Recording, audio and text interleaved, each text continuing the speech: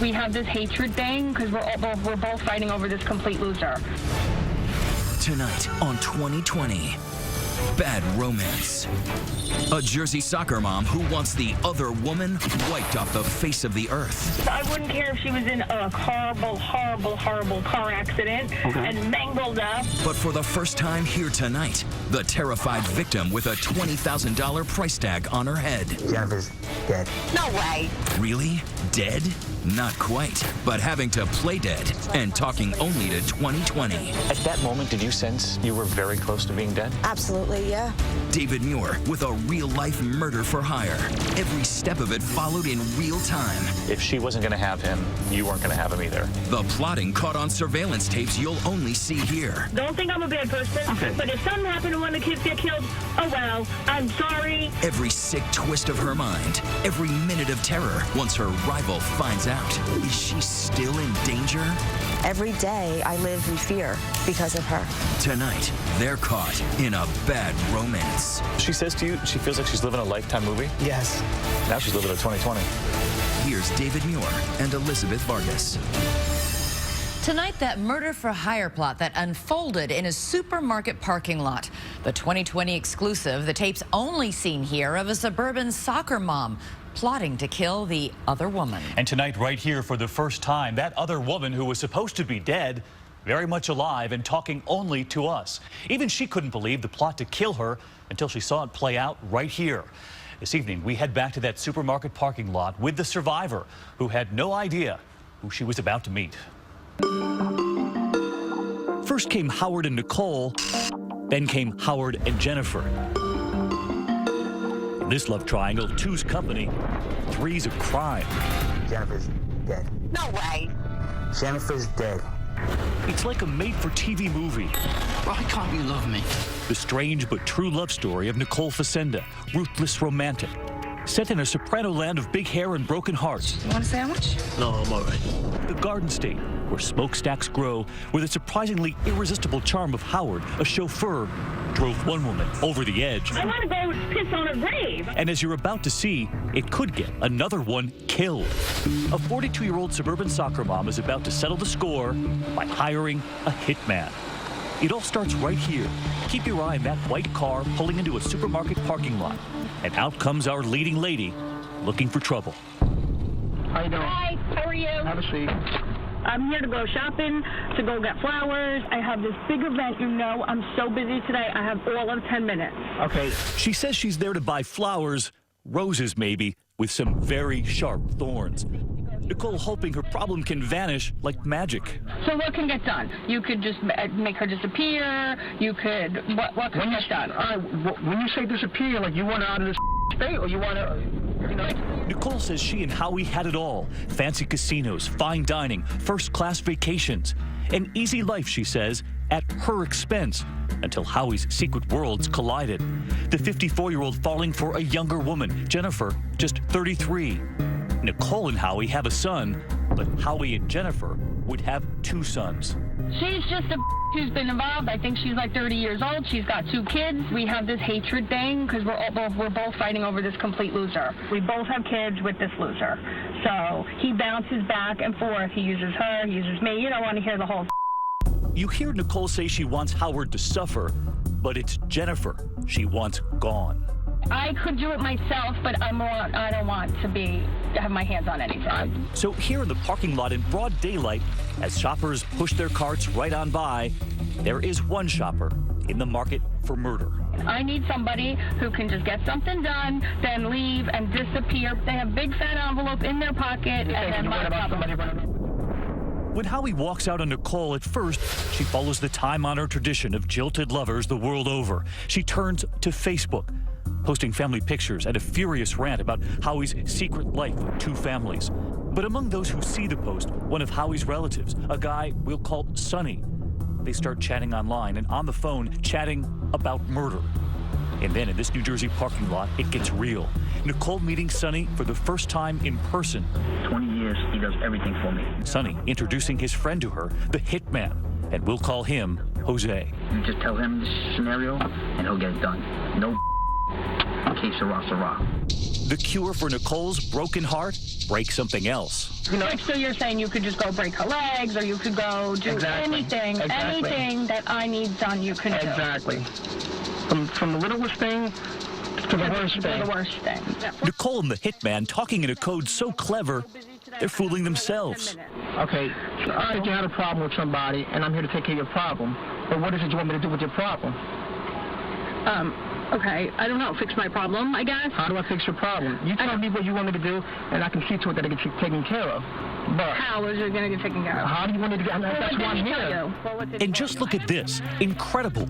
That man hired as a hitman who we're calling Jose allows us to get in a car with him too, as long as we agree not to reveal his face or identity. We're interviewing the man she hired.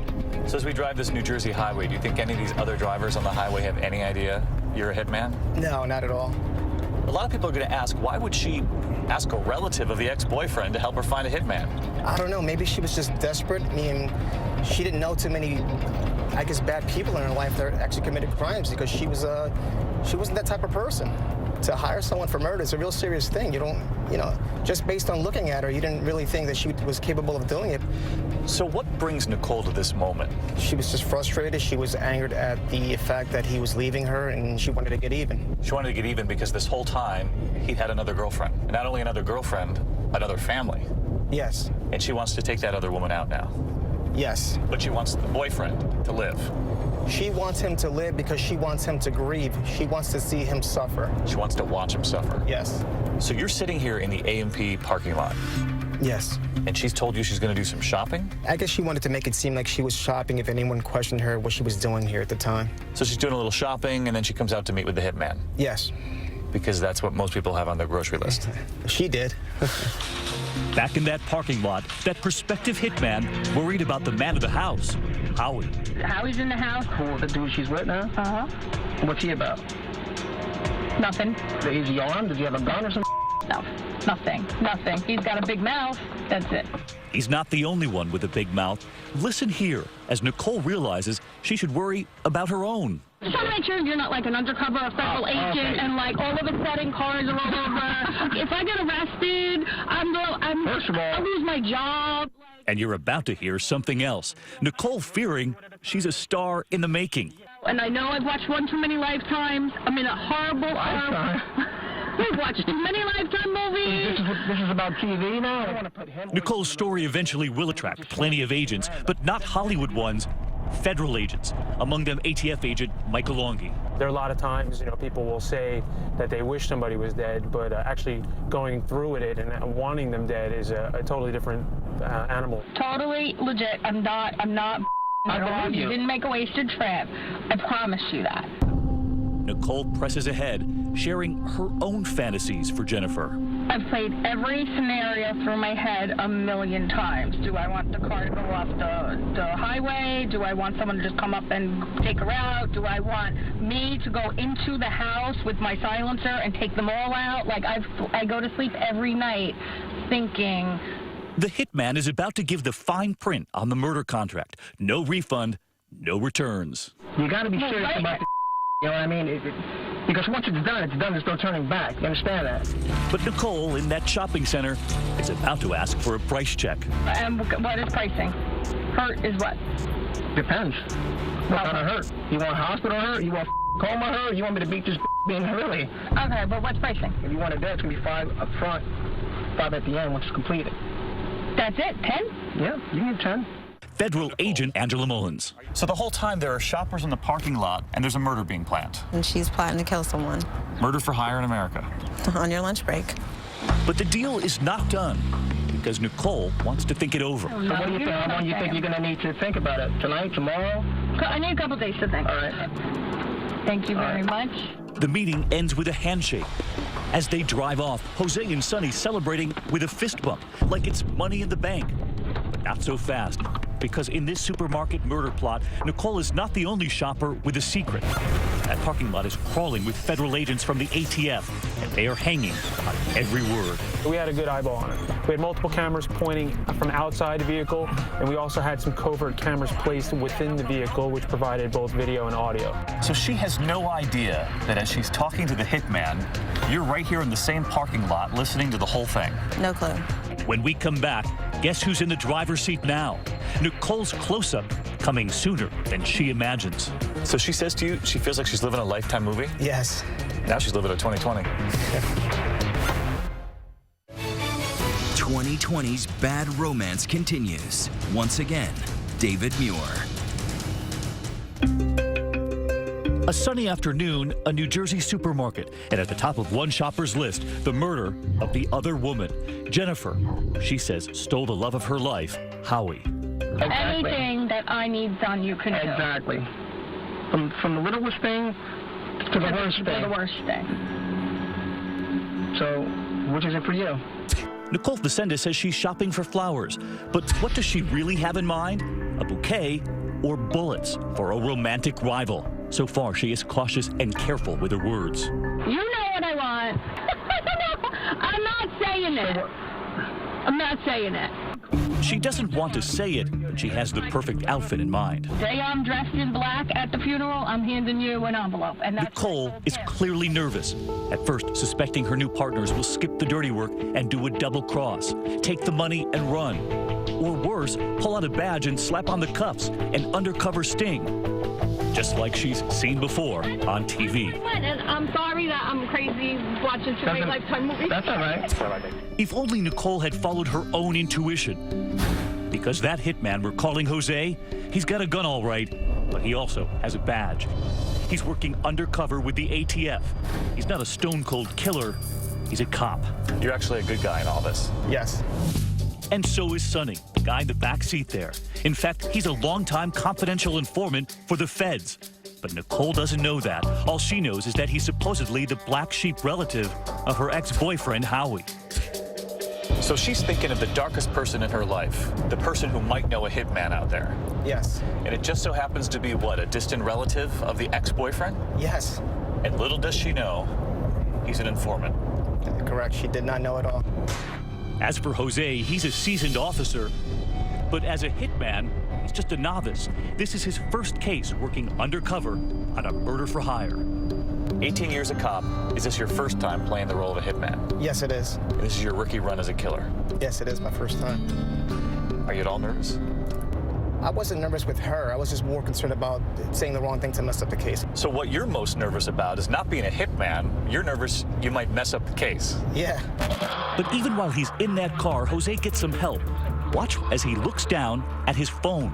She's going to do something to you, so you want to do something to her in return?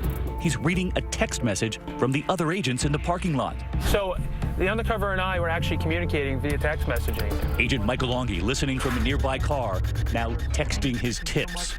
We're able to point out things to the undercover in live time, and we were able to go back and forth, so say this or do this, just to kind of help him along. And just listen to how Jose explains those text messages to the suburban soccer mom sitting right beside him. He tells her it's just a friend, texting about going out for a beer. Asking about some beer. And then the moment in that surveillance video that struck us, when it seems Nicole is on to the undercover hitman. And I know I've watched one too many Lifetimes. I'm in a horrible... I've watched too many Lifetime movies. This is about TV now? So she says to you, she feels like she's living a Lifetime movie? Yes. Now she's living a 2020. Jose is part of an elite squad of undercover hitmen working for the ATF all across this country. You're armed with disguises today, but you're also armed, right? Are you armed at all times? Can you show me? Earlier this year, those undercover federal agents agreed to sit down with us as a group for the first time ever. Perhaps you'll remember the 2020 exclusive, because to do it, they spent hours getting disguised. That's Jose right there, covered in a sort of goo before he gets a brand new appearance. They would make a mold, and from there, they build new features for his face. the same agent who would sit in that car with that scorned lover. And the less you know about me, the better it is.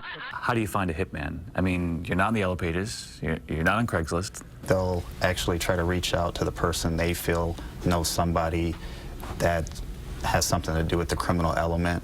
Or it happens when you're doing other undercover cases. You're working a group or a gang, and they reach out and say, hey, you know, I have this problem. You know, do you know anybody who would kill this guy? So it's a great opportunity for us to step in and say, well, yes, we do. What's the darkest thing someone has asked you to do? Had a daughter that wanted to kill her dad. The guy wanted me to kill his wife. He said she might be with her mother. If she's there, just kill her too. Well, how did he refer to the mother-in-law? He said if that is there, just kill her too. 2 for the price of 1. More or less, which I thought about raising the price, but... She said I could blow up the house, kill everybody, as long as she could get her dog out. So get the dog out, kill everybody else. Kill everybody else. What are people looking for? I mean, what do they want in a good hitman? Just like you'd go to find a plumber to come to your house and fix a pipe, they're looking for an expert to take care of their problem. Do you find them unpredictable, dangerous? I think they're the most violent people on the planet. You do? Absolutely. And in many cases, the clock is ticking. Clock is definitely ticking. The person that's hiring the hitman might change their mind and say, you know what, I'll just do it myself, and then they go kill somebody. Does it make you think, what am I doing? You know, I didn't sign up for the Boy Scouts. I signed up to be an ATF agent to go after the most violent people out here. What's going through your mind when the person across from you wants someone killed? You just wanted to yell at her, like, what's wrong with you? I mean, what are you doing? When someone's being so evil next to you, it's like, how can you even conceive of something like this? And you have to sit there with your poker face and, okay, this is what you want done, this is what I'm gonna do. He would keep that poker face, and so would his partner. Because 2 nights later, another parking lot, another criminal conversation. This time, Nicole meeting with the hitman's sidekick, Sonny. Tell me what you want, though. I want this problem gone. You know what I want. We're right here in the parking lot also. Those ATF agents are listening again. You're out here listening in the car. Yes. Now we're actually sitting in pretty much the exact spot, and we set up our surveillance vehicle just on the other side of this curb. So we were literally about 10 feet away in a blacked out vehicle that she was not able to see. So this is where you're listening to her. Yes. The informant's got a live wire. Yes. And for the first time, she's not holding back about what she wants done to this woman. Not at all. No more talking in code. Nicole lowers her guard and spells out exactly what she wants. See, I would think that either she disappears and she's just never found, like these people are never found. Okay. Like that would be one good thing. I wouldn't care if she was in a horrible car accident and mangled up, and you know, I don't care. Like gone. I want to go piss on her grave. I want to go to her funeral and spit in the gas. So you want to see her dead? Is that what you said? I will be happiest when this woman is dead and buried and 6 under. And when asked what to do with the ex-boyfriend, it turns out, kill the woman, keep him. So she says, get rid of the woman, but keep the boyfriend alive? Yeah, she said just injure him. You know, shoot him in the foot or something. What's the thought behind that? So that she could still potentially be with this man after all of this. She'll swoop in, you know, she'll get the satisfaction that he's hurt and his despair. But then with the victim out of the picture, she can have him. And you're thinking the whole time? She's crazy. She's maniacal, just cold. It's unreal. Life is stranger than fiction, and this is why. And we were listening to it live. Right out here in this parking lot? Right here. 1 man, 2 women. It seems Nicole figures it's just a subtraction problem. 1 murder to make the math work. But perhaps darkest of all, listen to Nicole, a mother herself. When asked what to do if the other woman's children get in the way, 2 innocent young boys, the children, the man Nicole says is the love of her life. Let me tell you, and don't think I'm a bad person, but if something happened and one of the kids get killed, oh well, I'm sorry. When we come back. Listen to me clearly. Jennifer's dead. No way. Jennifer's dead. The double cross. The details they share with her that the other woman has been killed are greatly exaggerated. In fact, you're about to meet the other woman who is very much alive. So, what do you think of Nicole and her murder for hire plot? We're live tweeting throughout tonight's show, so let us know using the hashtag ABC2020.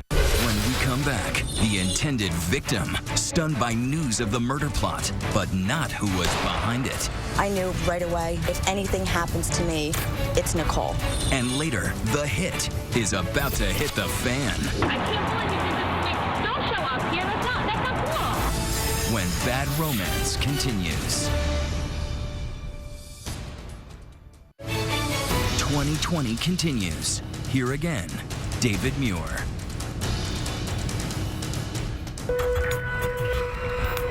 The morning she is scheduled to die, Jennifer Schwab is actually on her way to work. Up before dawn, out on a dark and lonely road. Something frightening coming from behind. A car following her. And tonight, for the first time, she's coming forward to tell her story. Tell me about the morning you left. Were you going to work? I was, yes. Every time I left my house, I would check outside to see if there was any unfamiliar vehicles. And that one morning, I looked across the street and there was a black car that was across the street. They followed me. So you're wondering who it is behind you? Yes. I was on the phone with my mother and I said to her, Mom, let me call you back. I'm getting pulled over. I got pulled over. So the lights go on? The lights go on. And you're thinking, I ran a red light, or? I'm thinking I'm speeding, I'm being caught on the phone. I didn't know what. They're behind you. They start walking after the car. Yes. And you roll down the window. Just a little bit. How do you tell someone that there's been a threat against your life? But, you know, we wanted to reassure her that we were there to protect her. The ATF officer places his badge against my window and says to me, "Are you Jennifer?" And I said, "Yes." And he says to me, "Jennifer, there's been a hit for your life." I remember clearly saying it, flat out told her, there's been a threat against your life, and, you know, we were there to protect you. And immediately I said to him, "Nicole Facenda." And I think that stunned the two of us because, you know, I didn't know that she knew of such a threat against her. But obviously it was something that immediately came to Jennifer's mind, that Nicole was someone that was looking to harm her. So you knew right away? I knew right away. I even had said to my people I work with, my friends, my family, if anything happens to me, it's Nicole. So I knew. She says she had always been wary of Nicole and knew she could be trouble. But could you ever have imagined this? I thought maybe it would just be a flat tire or, you know, a broken window at the house. I never thought that she would go to the extent as she did, as to try to find somebody to murder me and my family. Jennifer says Nicole never really had a chance with the man in the middle, Howie. Howie's double life, the two-timing, the cheating, all in Nicole's head, according to Jennifer, who says Howie was always hers. What drives someone to do that? Jealousy and anger. She wanted him. She wanted him. She wanted him from the time that I met him. But what you're telling me is that she never really had him. That's correct. But don't forget, Howie and Nicole have a child together, a son, 11 years old. And at one point, when Howie and Jennifer break up, Howie moved back in with Nicole. There was a lot of pressure in our relationship, and Nicole made it easy for him, manipulated him by saying that she would help him financially and, you know, that she could do things for him that I could not do. And that hurts. That hurts to know that because of money and greed, you know, he left and went to live downstairs in her basement. And for those of you who might be thinking Howie is a two-timer, Jennifer says he's not. The double life that people said he lived is not the double life he lived. But she wanted you wiped off the earth. Yes. And when you hear it from her own mouth. Don't think I'm a bad person, okay. But if something happened to one of the kids get killed, oh well, I'm sorry. How did you react? Hurt, anger. I can't fathom how somebody, a mother, Nicole being a mother herself, would want to do to myself, my family, and my children. Jennifer never saw the surveillance tape of that murder plot unfolding in that supermarket parking lot until she saw those tapes play right here on 2020. I will be happiest when this woman is dead and buried and 6 feet under. She said she'll be happiest when this woman is buried and 6 feet under. Mm-hmm. It makes you so angry to hear those words. I led my life. I raised my kids. I didn't do anything to deserve this at all. Does it sound like something out of a a quote Lifetime movie? Absolutely, it does. Nicole never got the best of me. I'm too strong for that, and that's what I really think made her go to this extent of trying to murder me. The agents take Jennifer into protective custody. Her first instinct to check on her 2 young sons. I wanted to make sure that my family was safe. But she's not allowed, because now it is the agents who want Jennifer to disappear, part of their own plan, taking her phone, cutting her off from the rest of the world. You couldn't make any phone calls? I could not make any phone calls, Because no. they told you this plot is unraveling right now. Correct, yes. And we need you. Yes. Because what those agents are going to need is for Jennifer to play dead. We needed to kind of close her off and really simulate what it was that we were trying to affect. There's always a threat, which is why we still had to bring her into our protective custody and keep her pretty much dark from her family and her friends that day so that we can go ahead with the rest of the story that the murder had been committed. When we come back, you'll see the moment Nicole's murder plot backfires. Wait until you see the look on her face when the hitman comes calling. 2020's bad romance continues. Once again, David Muir. It's almost curtains for Nicole Facenda's murder-for-hire drama. Her plot, to kill her ex-boyfriend's new lover, fatally flawed and about to flop. How you doing? Hi, how are you? Have a seat. The hitman hired by the New Jersey soccer mom is a cop. His sidekick is a snitch. The ATF is watching every move, building their murder-for-hire case. The would-be victim, Jennifer, now part of the case, getting ready to play dead. But Nicole knows none of this. She thinks everything is running according to plan. Nicole's so eager now, she doubles the fee, putting a $20,000 price on Jennifer's head. And look at this, the photo she texted to Sonny and Jose, making sure they kill the right woman. And then she texts the picture of the girlfriend. Yeah, it doesn't get any more serious than that. Tonight, right here, for the first time, we hear the flurry of phone calls that follow those parking lot meetings.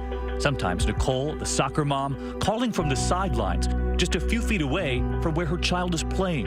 I'm at the soccer game, and my sister is here too with her kids. So when she walks over, I hang up. The hitmen wonder, once their deed is done, when Jennifer is supposedly dead, how will they prove it to Nicole? When she's finished and gone, how you gonna, and how can I show you that she's gone? I don't know. You guys figure that out. I have no idea. Picture? I have no idea. Pictures. That's the only way I can do it. I can get him to give you a picture of her dead. Finished. You figure out how to give me proof. And, you know, the only thing is that the only proof I have is when I go to the funeral, I'm going to be happy as Their solution, a gruesome souvenir, a photo of her dead. But Nicole has a better idea. I don't want a picture. I'm going to get busted with the picture. I don't want any pictures. I'm going to go to the funeral. She doesn't want a picture. She wants to go to the funeral. She wants to go to the funeral. She wants that satisfaction, knowing what she's done and kind of savor it, which is quite sick. So seeing the casket, she thinks is better proof than any picture. Absolutely. At the end of the rainbow, when it's all done and finished, you'll pay him the rest, correct? And at the end of the rainbow, you know, we'll figure it out. Absolutely. When you see a bullet in her head from a picture, finished, will you have the money ready for him? Bottom line. Yeah, I will when it's done. Nicole is now one step away from closing the deal. She'll make a down payment, the balance due after Jennifer is dead. Murder on layaway. They set up another meet at a local restaurant, but she has no idea those ATF agents will be there too. You're right here at the Olive Garden. People are having dinner, and you're waiting for her to show up with the cash. Right. And you're waiting, and she's not here. Exactly. And no sign of her. No sign of her. Concerns racing through their heads. Has she changed her mind? Does she now want out of that Lifetime movie? Or worse, has she taken action on her own? Suddenly, she's calling Sonny. Hey, where are you? And where has she been all this time? At her son's soccer game. And she's now pulling up right next door. And where is she? She's over at the Exxon. Over here. She's now just a few hundred feet away. Okay, he's moving. He's gonna go now. The agents scramble, their wires, their cameras out of position. Listen, he's gonna have to walk over to the Exxon station. They see Nicole hand Sonny a thick envelope. And what's inside? her down payment, cash. How much cash? She did $2,000. So basically, it's a down payment on murder. It's a down payment on murder. Because once this money was received, we knew at any point that we could, in fact, arrest her. The agents have heard enough, but still no arrest. Nicole allowed to drive off. They want more evidence for an airtight case as the murder-for-hire plot now enters its final hours. The next call I'm going to do to you is when she's gone. She's 86, dead, finito. That's it. Once you're dead, you're dead. You follow where I'm going with this? Yeah. Nicole at work at that New Jersey hotel, getting the phone call she says she'd been waiting for. The hit on the other woman. Sonny, the hitman's helper, is on the line, calling to say the job is done. Listen to me. Listen to me clearly. Just call me. He did what you said to do. Jennifer's dead. No way. Jennifer's dead. He shot her. He said he shot her in the head. He has proof to bring you. Whatever. She's done. She's dead. Sonny tells Nicole the hitman made the murder look like a botched robbery. You said to get rid of somebody. He shot her, made her look like a robbery. He wants his money. He's going to go to your hotel and get it from you. I don't care. He can come here. It's not here, and I don't have anything here. Nicole doesn't seem to believe it. He did what you said to do. He killed her. He wants the money. Okay, you gotta calm down. You have to calm the hell down, first of all. ATF agent Michael Longi and his team still tracking the case, watching and listening to it all. She didn't believe the murder hadn't been completed because she was making phone calls and actually watching on television to see if a murder had been committed. Nicole will see if she can fit paying off the hitman into her busy schedule. I'm at work since before 10. I have to go to 2 more appointments. I can't even be bothered in these 2 appointments. I will call you when I'm done with these 2 appointments. I got a 12 and a 1, and then I will call you after that. Nicole at work, not knowing she's enjoying her final moments of freedom. The ATF agents send in Sonny, the informant, still playing the part of the killer's helper, to see what Nicole will do, what she'll say. I can't believe you did this to me. Don't show up here. That's not cool.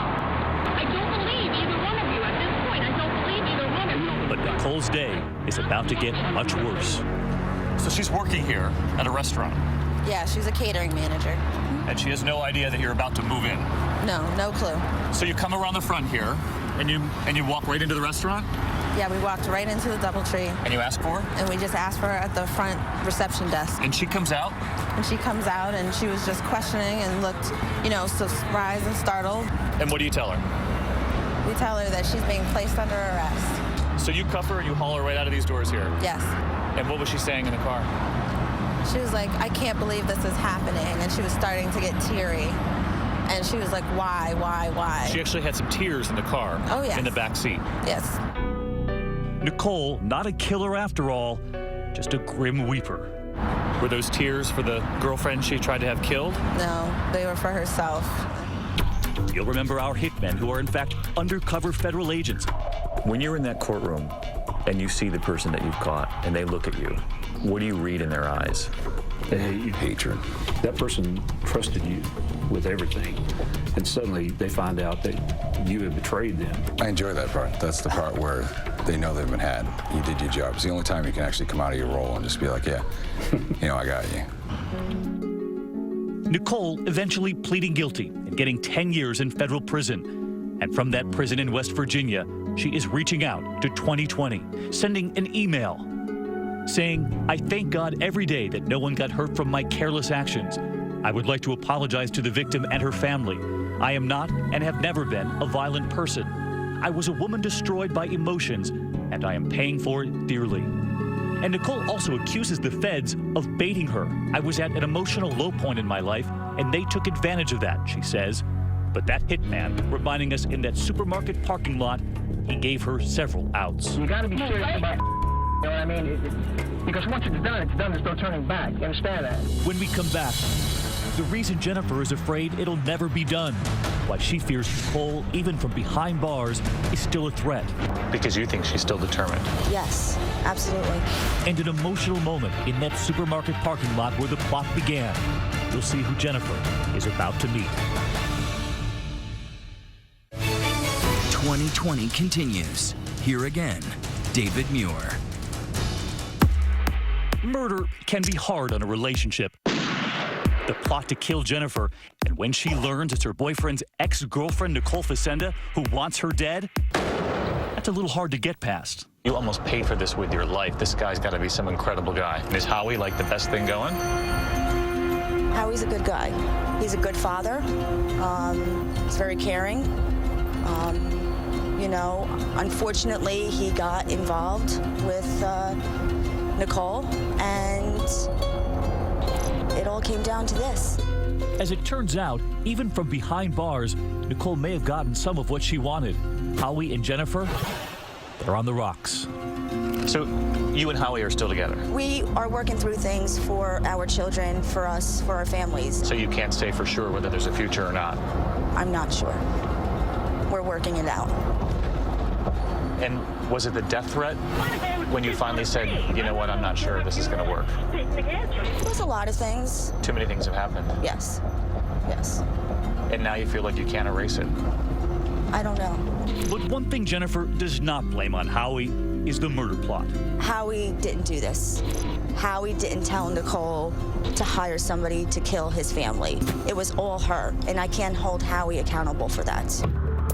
Howie turned down our invitation to do an interview, but he did tell us in a phone call that he still loves Jennifer immensely and wants to stay with her forever. 100%, he told us.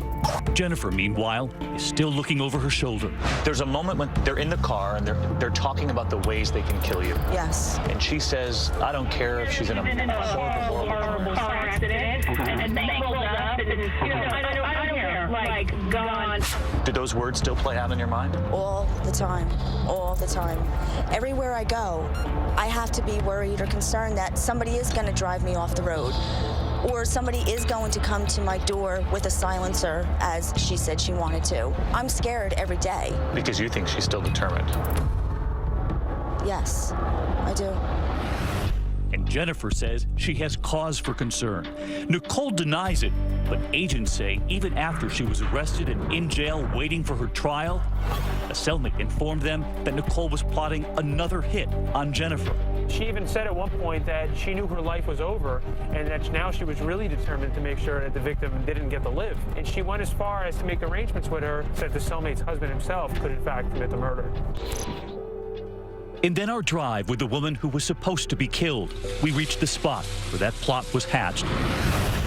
The suburban New Jersey supermarket. It was a day like this, and she's sitting here in the parking lot, plotting your murder. Coming here just makes me very emotional, upset. This is where it all started, that my life was going to end. And you've driven past this store before? I have, yes. Never in your wildest imagination thinking there'd be a plot for your life here? No. And when you pulled in the parking lot? Just a lot of emotions. Just the thought that 2.5 years ago almost that I could not be here, that my children would be motherless. And this is where it all started. And for that undercover killer, the hitman we call Jose, the hits keep coming. You could be on a new case tomorrow. Yes, I can. Or today. Or today, or after this, who knows, yeah. Wherever the job takes me. And when you look back on that rookie case, are you relieved it's over? Yeah, I'm glad it's over. I mean, she got, honestly, what she deserved. 10 years. 10 years is a long time, but if she actually went through with the crime, you know, she could have gotten more. Do you think what could have happened if those 2 ATF agents didn't pull you over that day? I owe them. I owe them my life. So what would you say to them? They're standing right here. Oh my God. Oh my How are you? What's going on? Hi. Oh my God. Thank you so much. I got it shaking right now. Oh my Doing God. okay? Jennifer has had a lot of surprises through this ordeal, but we had arranged one last one, a much happier surprise. ATF agents Michael Longy and Angela Mullins right there in that parking lot. They're the ones who pulled her over that day and saved her. Thank you so much, guys. Oh my God. I wouldn't be here without the two of you, and I remember that day like it was yesterday. Oh my God. Oh, we're just happy that we could help out. You're here. I am. So as we stand here today, back in the supermarket parking lot, you're convinced these two saved your life? Yes, definitely. Definitely. We're so happy to hear that because, you know, most of the time, you know, we take guns off the street and we go after criminals, but, you know, to have someone standing right before you that, you know, lets you really feel like you did, you know, make the difference. The murder for hire plot with an unexpected ending. A world of hurt, ending with a hug. We're just glad that we were there to help you. Thank you. Thank you. I can't thank you guys enough, really. I really. You being here is the best thing. It's the best thing for us.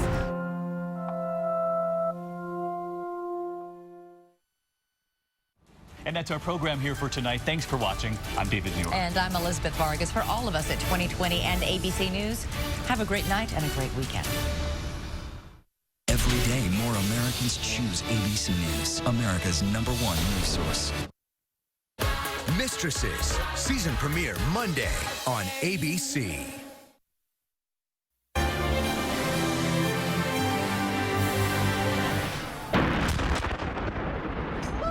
Breaking news emerging about